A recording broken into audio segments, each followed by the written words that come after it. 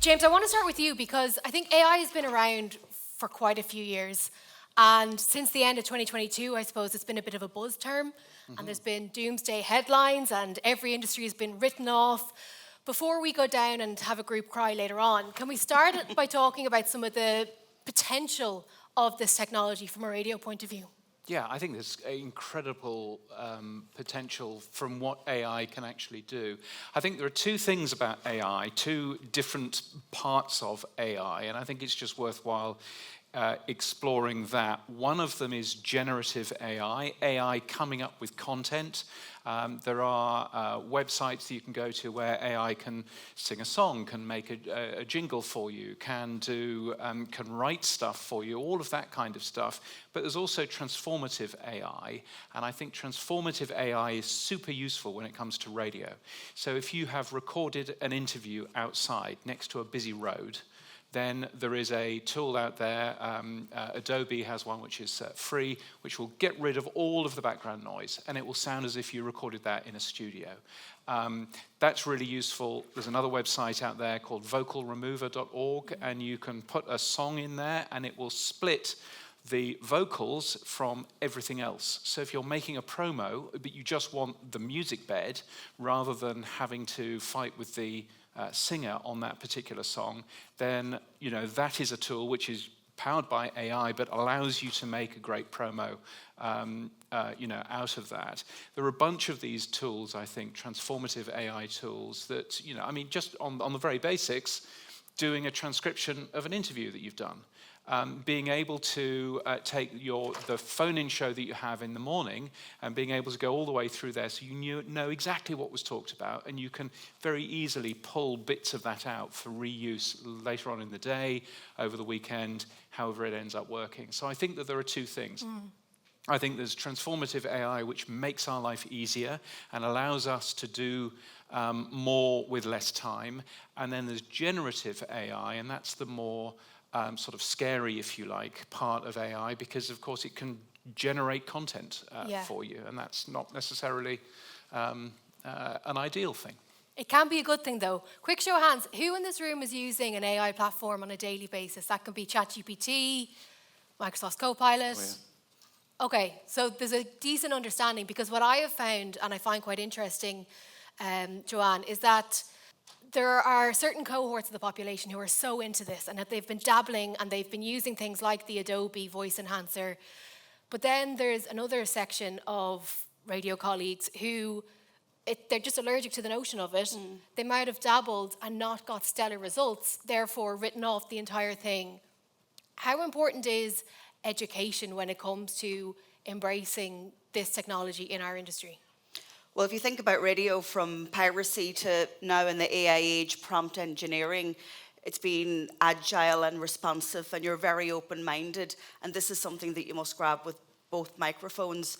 But collectively, we're all starting at ground zero when it comes to AI literacy, which is a good thing. So we all have to do our ABCs of AI and really understand the terminology and the application. And around the world, all governments now have AI strategies, and we have the EU AI Act, and they say the gold standard for all economies and industries and all facets of society, because it's very important that we have inclusivity in AI, is education. Microsoft and Trinity College Dublin released a report last week on Gen AI use in Ireland, and actually reflective of the show of hands in the audience, 48% of organisations in Ireland right now are using AI. A McKinsey report or a Deloitte report then stated that from 45 years and above, there's a sharp decline and a tail off. So we really need to embed education in this AI revolution, and I guess that's where, Teresa and Learning Waves come in. Yeah, and Glen, I'm going to bring you in a second, but James, I want to jump back because that Adobe tool that you mentioned, it's something that I have played around with, but it's also something that I'm a little bit allergic to, because in some instances I found that it makes voices sound inauthentic. Yeah. And as someone who works for a talk radio station, I can tell a million miles away when someone used this product versus just re-recording or whatever it may be. Do we know anything about not radio snobs like me, but like what the average listener makes of those types of tools, or instances where there are, voice duplicates being used to do promo reads, that type of thing. Yeah, I mean, and those are two very different things, obviously, one of them being a transformative thing, and one of them actually generating stuff with that voice clone. I think the jury's still out in terms of how much you can spot these tools being used. They are getting better and better, harder and harder to end up spotting. There's conversations now going on about AI image generation. It used to be really easy, just look at the hands. If there were four fingers and a thumb, that was probably a real photograph. Now that's all been fixed. So we need to be sort of careful, in terms of that. But, and a hint and tip, if you're using the Adobe one, most of us are probably using the free version, and the free version is turned up to 100%. If you then mix that with the original, then you can actually, and have half and half, then it actually sounds really normal. But obviously the voice is, the sounds that you don't want are far lower in that mix. So you can do, occasional things with that. I have to say, some of the stuff that I get sent a lot of press releases in my day job, and it's very easy to spot the AI written press release. Oh yeah, a million miles away. Everything is awesome and amazing. Everything's awesome and amazing, and we're always we're always taking a deep dive into, such and such, and there are all of these tell phrases. So I think we have to be, careful in terms of that. But lots of really interesting tools there. Yeah, Glen, I know you've done an awful lot of training of journalist reporters in particular in terms of Mojo. Have we seen a lot of enhancements on sort of the basic fundamental apps that you would have been endorsing a number of years ago with the implementation of AI, or is there a new suite that's kind of come to the fore now? Yeah, it's a really interesting question. I would say that I'm seeing polarization, and in a much more aggressive fashion than I expected. So some of the brands who develop apps in the marketplace have taken a staunch anti-AI position and saying we want to encourage human creativity, we don't want to just make it automated and standardized. And then there are others like the likes of CapCut for video editing, who you can quite literally go to ChatGPT, add the ChatGPT plugin for CapCut and tell it to make a video with a topic. And it will generate images, it will generate video, it will put text on and spit a piece out. So it really is, it's like that. And I think that echoes actually part, what I'm sensing from the audience as well. So can I just ask the audience a question? For those of you who put your hands up to say you use AI tools, how many of you are incredibly excited about the potential of where AI may go over the next 5 years? Show of hands. Quite a few. Okay, now the flip side. How many of you are petrified? Okay, less than I expected. Okay, fine. The reason I asked that is that, to go back to your point about the amount of press releases and everything you get, trying to keep up with the pace of development is the greatest challenge. And this is true of all the developers I know, and myself as well as a trainer. What we see on the day-to-day applications that you may all be using is just the tip of the iceberg of where the real development work is going. And it's the longer-term stuff that is making me very nervous. Yeah. But I suppose just to try and stay optimistic about it for like a millisecond longer, please. I'm trying. No, but one of the areas, I was out with Microsoft a few weeks back, and they did their AI tour, and they were talking through the agentic AI and how their sales team, for example, they're now spending 40% more time on the road meeting clients rather than doing the admin side of things. And I suppose there's a real opportunity there to embrace some of the fundamental time savers with this technology. So whether that is cutting down on admin, whether it's contributor sheets, the day-to-day stuff that a lot of us would kind of roll our eyes to the skies when we do a rundown of what we're spending our time on. But Joanne, I had conversations there over the coffee break, and some people were saying that it's difficult to know where to turn to get unbiased, clear, easy to digest AI for dummies, essentially. Yeah, and one thing you got to consider in all of this is, where does the human voice sit in with the AI generated voice? But the other side of that for radio is we are living through the productivity frontier. Everybody in radio triple jobs. And every time that you're asked to innovate, the response, the pushback that you get is, but we don't have time. This is the huge opportunity that exists. The other thing that I would say is where radio has edge is that human connection was the theme of the last 2 days. And we're never going to lose that as long as radio is around, because AI has no soul. But for 10 seconds, Martin, can we have an entertainment interlude? And this is 10 Cigarettes by Girly Girl. Girl power, we can do anything. Girl power, buy my own wedding ring.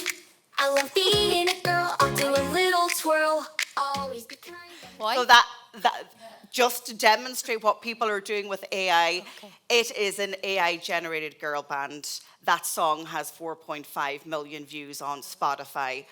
And so radio has a place. They're not going to replace you guys, but if you go and have a look at their website, it says we're capturing the emotions and the culture of where girls feel they are right now.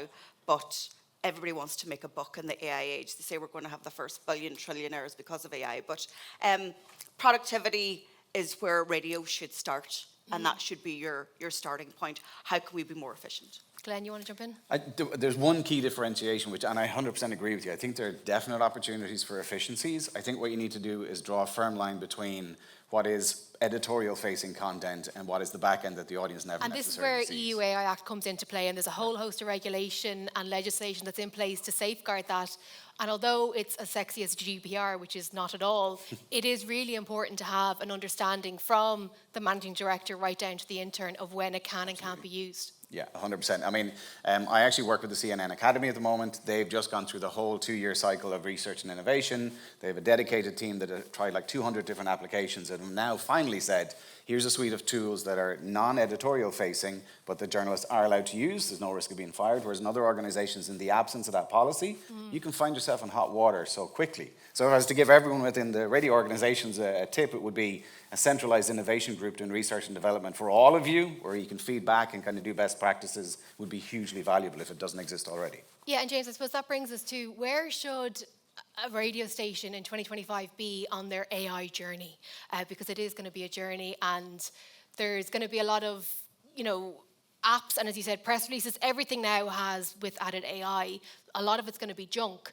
So where should stations, be they, local stations or national stations, be in terms of assessing what's going to work for them?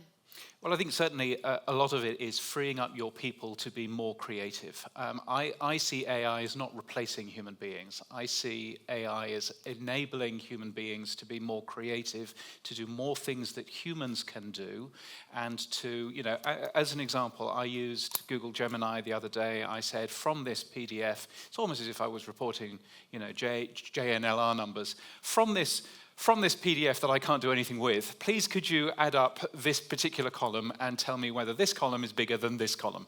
That sort of stuff, actually AI is really well suited for. It won't always get the right answer, by the way, but it's very well suited for. That is very different than saying we can't be bothered to pay for an afternoon jog, and instead of having a human afternoon jog, we're just going to type some words into an AI tool. Anybody who is doing that needs to take a long, hard look at themselves and work out what they're doing. But there are scales in this, I think. Is there something? I know that Southern Cross Austereo in Australia is using AI cloned voices of some of their talent to do a few very small little jobs like localized traffic that wouldn't exist otherwise, because they can't get 40 different stations to do localized traffic, but you can from one place with a cloned voice. Do you do that? There's an American radio company that clones the voice of their breakfast show. Their breakfast show is on 70 different stations, I think, and they clone the voice of that breakfast show to read the weather during the day on those stations. Doing the weather is really easy, and it's just, here's the weather, and I'm back tomorrow morning from 6. I mean, those sorts of tools are interesting because they begin to be producing editorial content, but on the other side, they're not necessarily replacing a human being. Perhaps they are in the in the travel example. But But otherwise not. it creates brand awareness, and it's that familiarity of the faces. Like, so you can understand the business side of it. But I suppose that then raises the issue and the fear factor for on-air talent, because if who owns their voice? Correct. If you were to be hit by a bus in the morning and your show still had to go out, could they just get programming and off you go? Are we going to see this becoming a bargaining chip now in contractual negotiations with on-air talent, do you think? And is it an ethical line or is it a legal line? Like, I'm trying to figure that out. I mean, I do think it's a little bit of both, and I think also there's lots of work in the unions in terms of actually fixing this into your contract so that you can and can't do certain things. I mean, and let's be clear, it is sometimes very useful that if you can't get your station voice within the next hour, you happen to have a cloned version of your station voice that you can actually use to get you out of that hole.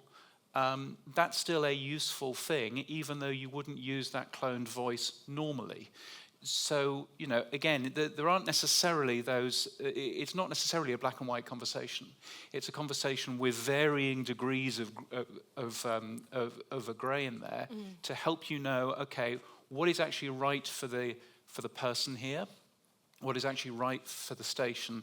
Is there something that we can agree? And I know that there are lots of radio companies who have AI as part of their contracts now.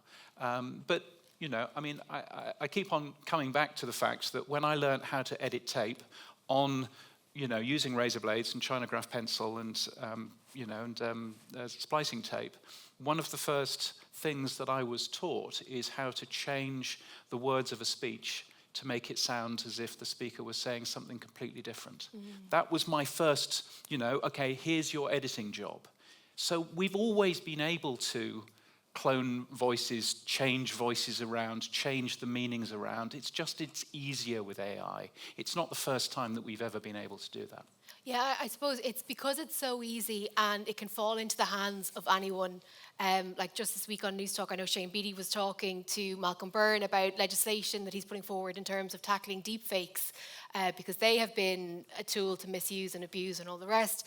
I suppose for the majority of the people here who are probably looking at how they can enhance the productivity and also the creativity and the happiness of their team with these tools, where do you begin? Is it about using Copilot within Outlook to summarize your emails so you're not having to send a thumbs up all the time? Like, where should someone who's in that position begin?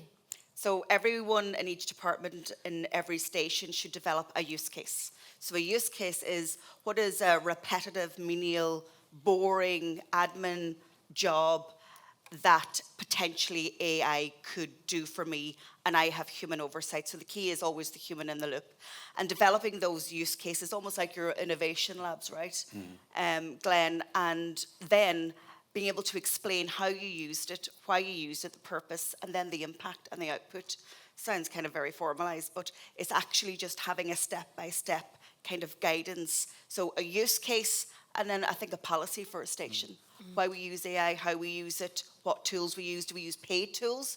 Because if you use paid tools, you can lock down the models using your information to train themselves. And that's where people are really worried about copyright and proprietary and confidential information. So it's policy and use cases and test and learn. I think radio should be a test and learn, and then look to see where the guidance under the EU AI Act from Commissioner Mann is coming. Yeah, and Glen, this is a really important point around cybersecurity as well, and why it's so important for stations to have a stance on it is that that prevents staff from going on a solo run and uploading very sensitive information into one of these platforms, getting it summarised. Yes, it's serving your purpose, but it's also potentially a big data protection breach.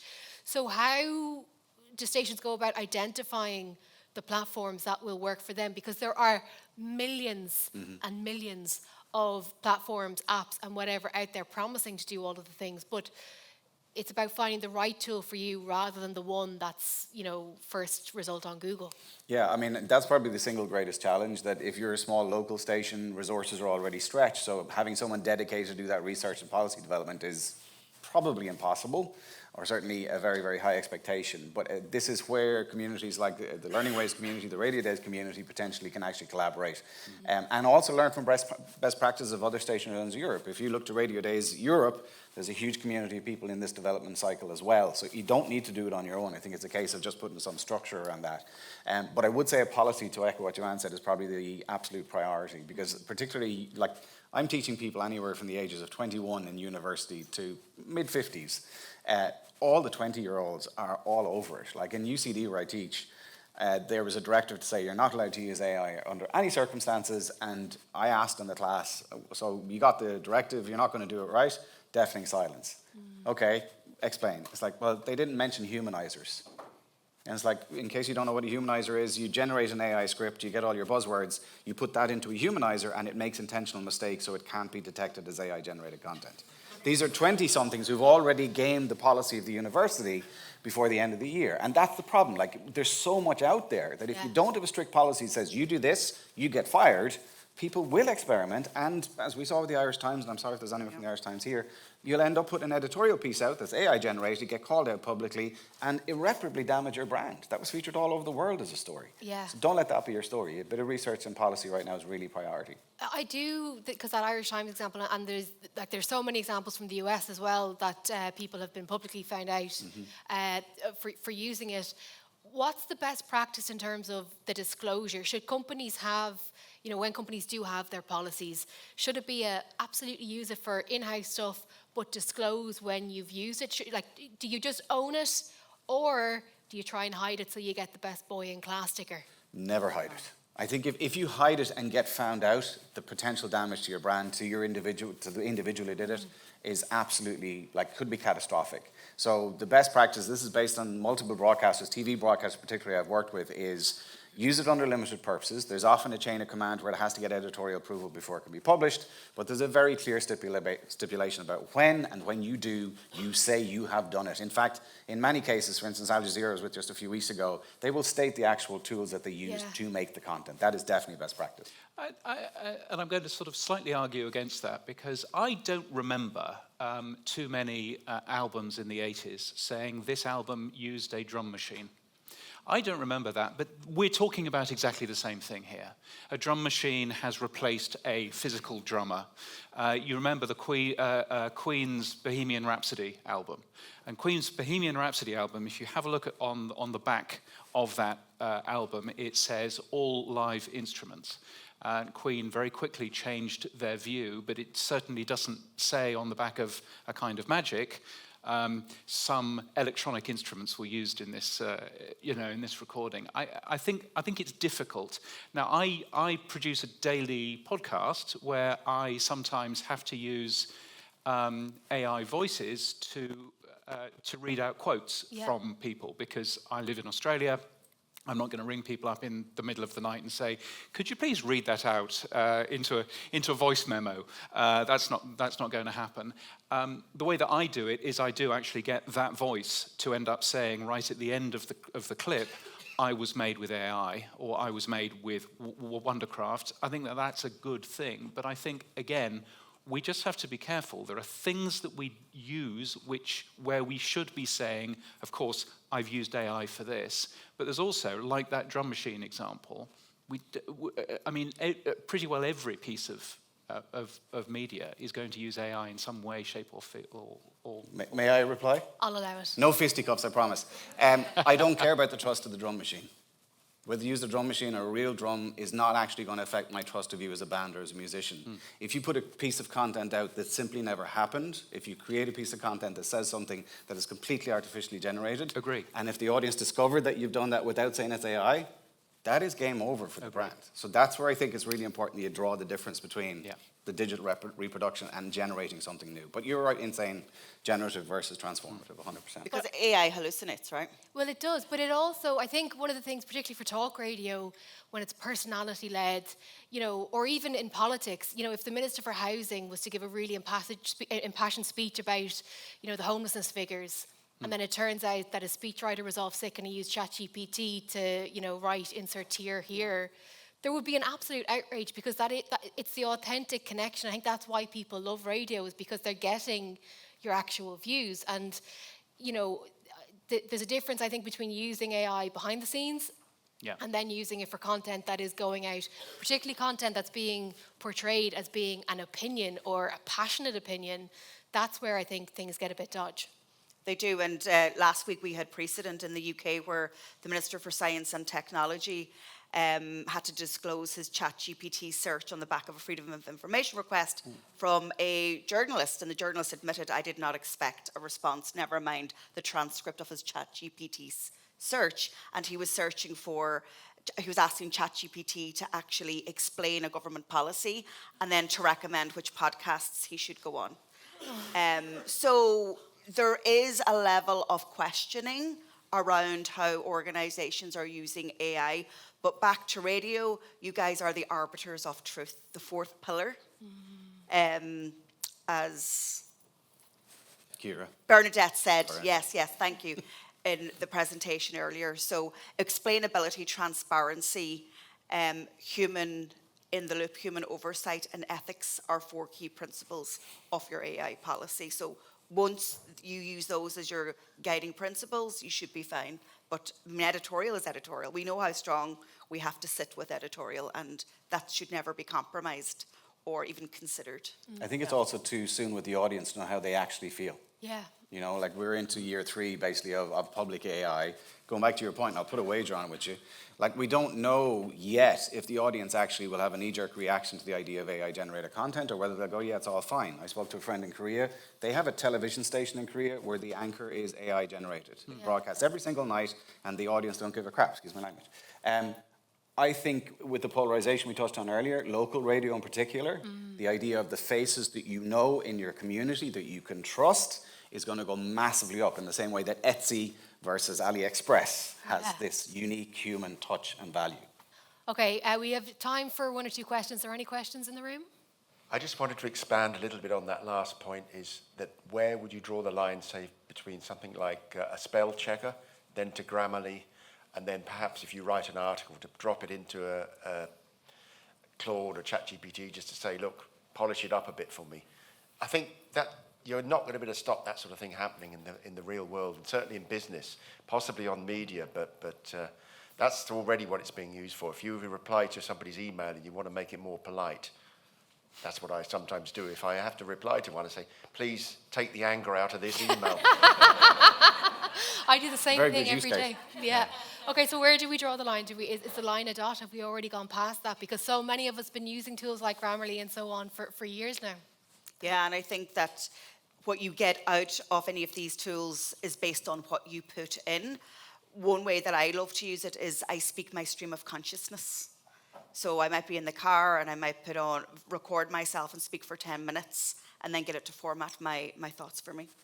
So really making sure that it comes from you inherently, and then I train it on all of my own content. But then as a human being, you would go back and check that. Oh, 100%. And you would make sure that that was absolutely right. 100%. And in the same way, if we asked an intern, please could you go and write that, we would check that intern's work. And all an AI tool is it's an intern. But I think that's an education piece, though, where you have to tell people not to trust it, because a lot of the conversation, a lot of the PR that's been out there is, this is so smart, it could take your job. It's not going to. It's going to let you keep working, so just use it.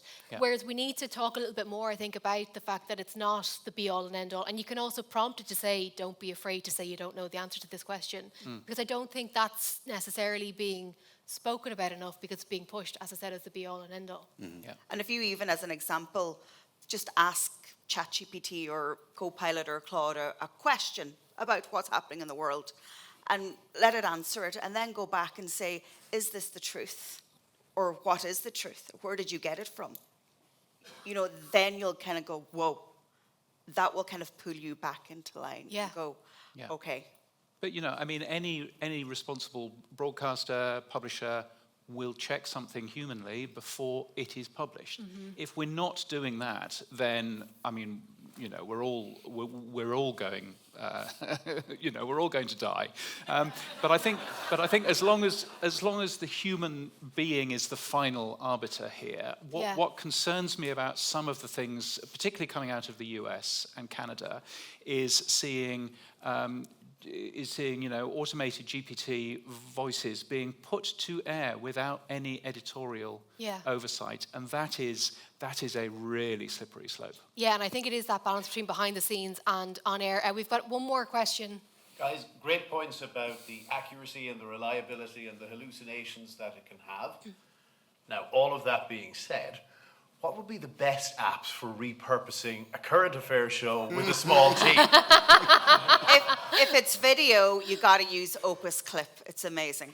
Glen, I think you have a list of apps, don't you, that you'd recommend. So this QR code. This is going to give you a nightmare. No, I'm joking.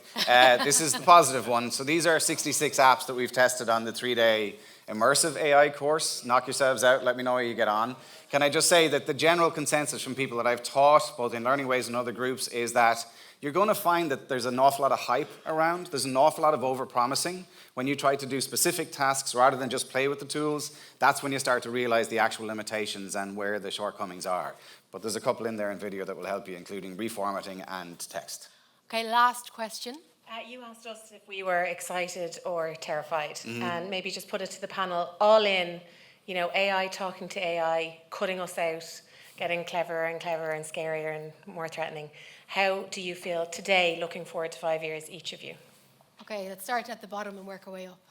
I think I'm very excited about doing less boring things and being able to focus more on creative endeavor and human connection. I think that is a stupendous opportunity that we're going to get from AI, and if we can use AI as our servants rather than people to think for us, I think it's a fantastic future.